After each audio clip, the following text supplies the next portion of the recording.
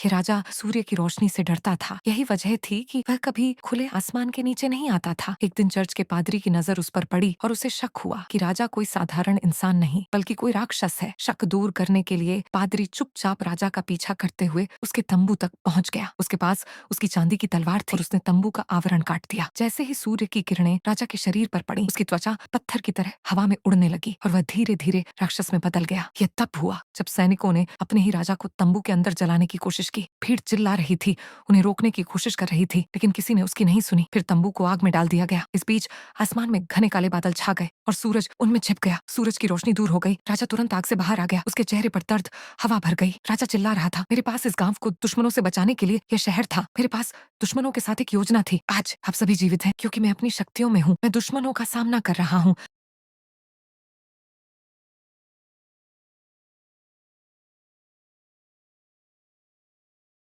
ये परीक्षा प्रतिभाशाली लोगों के लिए है। नियम स्पष्ट है, उसे फर्श पर पैर रखे बिना कमरा पार करना है। लेकिन फर्श पर कुछ पीले रंग के निशान थे जो बहुत दूर थे। पहली लड़की ने उन्हें देखा और हार मान ली। वह बिना प्रयास किए बाहर निकल गई। दूसरी लड़की ने उसका सिर पकड़ लिया। उसने एक रस्सी फेंकी और उसे सामने के दरवाजे की मेज पर बांध दिया। फिर वह रस्सी के बीच से चला गया। वह पास हो गई। फिर एक मजबूत लड़का अंदर आया। उसने समय बर्बाद नहीं किया। उसने एक छलांग लगाई और कमरा पार कर लिया। तीसरा लड़का ज्यादा होशियार था। उसने एक सवाल लिया। उसने अपने घुटनों और अपने कूल्हों को पकड़ा और वह धीरे धीरे इसे पार कर गया। अब ये आखिरी लड़के की बारी थी। उसने एक पल के लिए इंतजार किया, कमरे को ध्यान से देखा और बस चला गया। वह हैरान था, उसे बिना नियम तोड़ने की जरूरत कैसे पड़ी। लड़के ने मुस्कुराते हुए बताया, सवाल फर्श पर पैर रखने का नहीं था, लेकिन फर्श एक वर्ग नहीं है, स्क्वायर।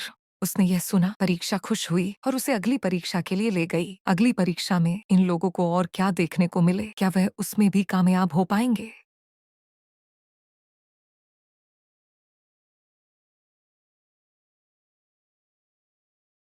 एक दिन एक लड़के को एक जादुई पैंट मिली। वह पैंट कुछ ऐसी थी जैसे उसकी खाली जेब अचानक पैसों से भर गई हो। पहले तो लड़का और उसका दोस्त समझ ही नहीं पाए कि ये सब कैसे हुआ, लेकिन धीरे धीरे सब कुछ बदल गया। लड़का अचानक अमीर हो गया। वो अपने दोस्तों से मिलने गया और ढेर सारी चीजें खरीदी, नए खिलौने, स्वादिष्ट स्नैक्स, लेटेस्ट सेल फोन और बच्चों के लिए बढ़िया डिनर भी ले गया। जब उसके पास बिल आया तो कैशियर भी हैरान रह गया। सब कुछ इतना बढ़िया था कि एक लिमोसिन उन्हें उनके घर ले गई। उन्हें खुश होना ही था और उनके आसपास के लोगों को भी वह मिल गई। जीवन के असली विजेता बन चुके थे। लेकिन जब वे खेल रहे थे तो लड़के के पिता आ गए। उन्होंने जल्दी से अपने खिलौने छिपा दिए थे क्योंकि उन्हें लगा कि वे कुछ गलत कर सकते हैं। अमीर होने के बाद पिता ने अपनी मेहनत करनी बंद कर दी और अपनी नई आय को देखने लगे। उन्होंने बेघर लोगों से भी मदद मांगी, जिससे उन्हें समझ में आया कि जीवन में यह महत्वपूर्ण है। फिर एक दिन पिता को उसका नया सेल फोन मिला और उसे शक हुआ कि वह चोर है। लड़का घर, उसे समझ में नहीं आ रहा था कि उसने उसे उस जादुई पैंट के बारे में बताया था।